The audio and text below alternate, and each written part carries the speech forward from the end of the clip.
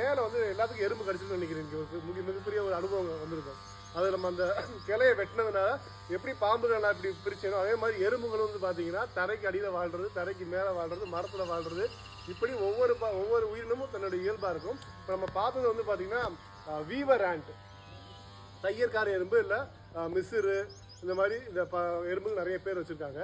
So இந்த எறும்பு என்ன பண்ணும் அப்படின்னா கூட்டமாக வாழக்கூடிய ஒரு சோஷியல் ஆண்ட்ஸ் இதுங்க வந்து இலைய ஒன்றை இணைச்சி தச்சு அதை வந்து என்ன பண்ணுன்னா கூடு கட்டி வாழும்.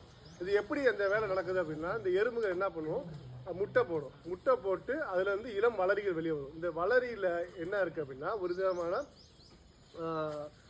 எப்படி சிறந்தி வந்து எப்படி வந்து ஒரு விதமான ஒரு திரவத்தை சுரந்து அது மூலமாக கூட வலை பின்னுது, அது மாதிரி இந்த எறும்புகளுடைய இளம் வளரி வந்து அந்த இதை வந்து ப்ரொடியூஸ் பண்ணும்.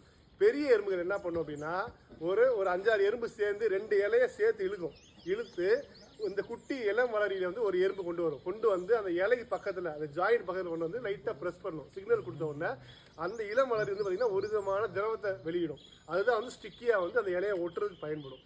இப்படி தான் வந்து அந்த எறும்புகள் வந்து அவருடைய காலனிஸை வந்து உருவாக்கும். நீங்கள் நல்லா உத்து பார்த்தீங்கன்னா அந்த எறும்புடைய காலனிஸ் வந்து உருவாக்கிட்டு போயிட்டே இருக்கும். ஒரு மரத்தில் நிறைய மாமரங்களை நீங்கள் பார்க்கலாம், நல்லா பெருசாக இருக்கும் அவருடைய காலனிஸ். நீங்கள் பக்கத்தில் போனீங்கன்னா எல்லாம் உங்களை அட்டாக் பண்ணுறதுக்கு நல்லா அவருடைய ஆண்டனா தூக்கிட்டு அப்படியே எல்லாரும் செக் பண்ணும். ஸோ இதெல்லாம் வந்து ஒவ்வொரு அசைவும் வந்து பார்த்திங்கன்னா ஒவ்வொரு மொழி பேசும். அது வந்து ஒரு ஃபெரமோன்ஸ் சொல்லக்கூடிய ஒரு திரவத்தை வெளியிட்டு எல்லாத்தையும் அலர்ட் பண்ணும்.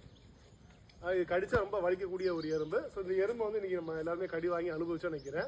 ஸோ அது ஒரு இது இன்றைக்கி அழிஞ்சு போச்சு. நிறைய இடங்களில் நம்ம வந்து அந்த எறும்பை பார்க்க முடியறதில்லை. காரணம் வந்து எல்லாம் வந்து